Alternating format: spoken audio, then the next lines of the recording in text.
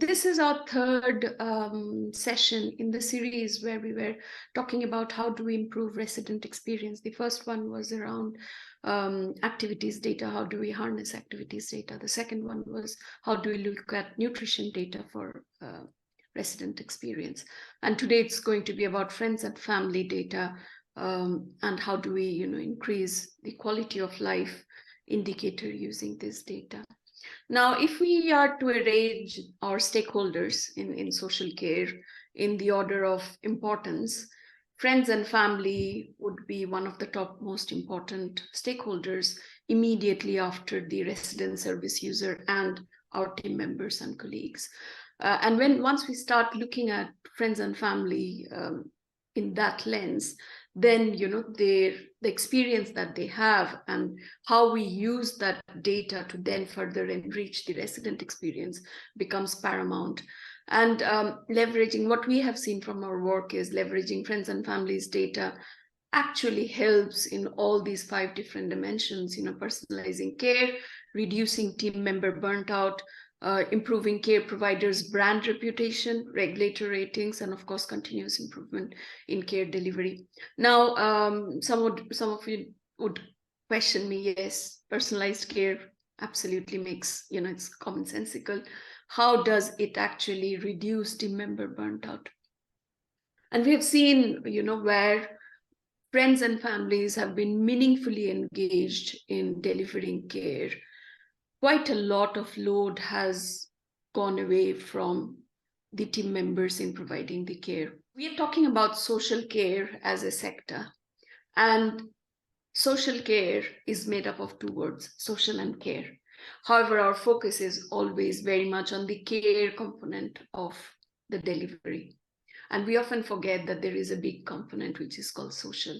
And many times we try to supplement the social side of the social care with activities, and we completely overlook that if we start engaging friends and families, the social aspect becomes much more wider, and hence the load becomes much more reduced from the 10 members angle. So you are actively engaging and getting benefit from that association and engagement. Needless to say, brand reputation is also quite impacted by how the friends and families are experiencing the services that you are providing, which then has regulatory ratings impact, and of course the continuous improvement in care delivery. The important thing with friends and family is to have a relationship with them, so that you're not just interacting with them through data. It's to have that personal relationship with them. So this enhances what's happening. Now, during COVID, what was interesting was in care homes specifically, people didn't have the that physical relationship with the families, and people were coming in who they didn't know, and the only data they were shared, the only information they had was gained through friends and family access data on the digital care records, some of them. And so it led to them micromanaging, interestingly enough. So it's something to be managed, how you give information and data to friends and family. Do you work, do you expect them to be proactive, reactive, involved? And people want different things. So you've got to, it's important at the beginning to know about the person. We know this, everyone knows this, to know about the person's family's circle and friends circle, so that then we can actually tailor how we share data, how we use data with that individual person. You don't brand reputation, yes, because a lot of the there's more and more comparison sites for care organizations, and this is one of the things that's taken into account, is how friends and family are involved, how they feel informed as well. Well, it will be different in many of our care homes, because our care homes are so different, from having 8 residents to having 70. So the relationships, I'm sure they are different in all the care homes, but I used to be a care worker as well, and I can see a big change in actually businesses, like how they so to speak, treat relatives. And the big change is from like 10 years ago, the businesses, they weren't willing very happily to share the data with the families. And the change is massive, especially after pandemic and what's happened during the pandemic and after the pandemic. Everyone has realized, that's my feeling, that the data needs to be shared. And then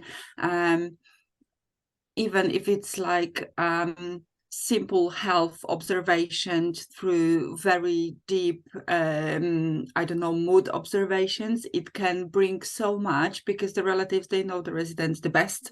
So they can notice those little bits that everybody in the care home might miss. And I'm sure everyone knows by now how important those relationships between the families and friends, how much they are important. So I think there is a massive change and a lot of to discover as well, how we do that. Before, it was rather the approach that when family was asking for the data, it was usually considered as they wanted something like to raise a complaint or even go to court. And now they are just curious sometimes. So I think that this approach is going away, that if we are asked for the data, that it means that something went wrong, not necessarily at the minute, but we had to learn this. I'd like to highlight a couple of them in here, friends and family satisfaction ratings. Needless to say, often we do that using the third-party tools like, carehome.co.uk or homecare.co.uk or Autumna and things like that. But where we as a sector fail is then looking at that review in details and trying to find the positives and the negatives so that we can take action. Family engagement quotient, again, measuring active involvement. And by active involvement, I definitely don't mean how many times they've attended the meeting. I mean, how much they have participated in coming up with an idea, with an initiative, and participating in those ideas and initiatives. Timeliness and effectiveness of communication with families. Again, this is where we have seen a lot of care provisions struggle because there is no process. It's either led by fear or by ad hoc requests, and then we are trying hard to meet that demand or request. However, if there is a process where we know we are sending that communication at a regular frequency, whether it's an image or whether it's a photo of my loved one experiencing an experience, or things that they're frustrated about, but having that regular communication being shared in a process mapped way, I think it's definitely more beneficial. Friends, families, feedback on overall resident experience. Again, this is something subtly different from friends and families' experience about the service. Family engagement quotient, again, measuring active involvement. And by active involvement, I definitely don't mean how many times they've attended the meeting. I mean, how much they have participated in coming up with an idea, with an initiative, and participating in those ideas and initiatives. Timeliness and effectiveness of communication with families. Again, this is where we have seen a lot of care provisions struggle because there is no process. It's either led by fear or by ad hoc requests, and then we are trying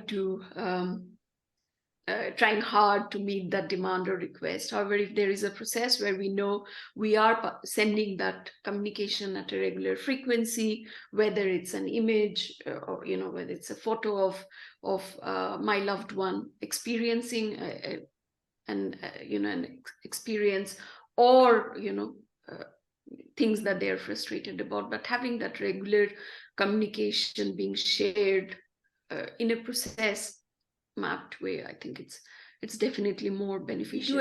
We try to identify resident experience by doing surveys or questionnaires with resident. We try and find out experiences of friends and family through another feedback, but we don't bring those two data together and understand from the lens of friends and families, what is the residence experience? Resident family relationship strength, this is very important. And it sounds quite heavy as a KPI, but this is actually quite a simple KPI. Again, mapping what are the friends and families' expectation in the involvement of the care delivery. Do they want to be as engaged? Do they want to visit as often? Do they want to be part of that care delivery? And in a level of 1 to 5, what does that rating means? And accordingly, you can then start creating, your care packages and care deliveries. If you see that there is the the friend and family wants to be much more involved, can you create the care delivery in a way where, you are bringing them into the mix? It's the appropriateness of sharing it that we have to be, it's almost like there needs to be a plan for each person about how we share data with their family. And so carers have to know the specifics of that family.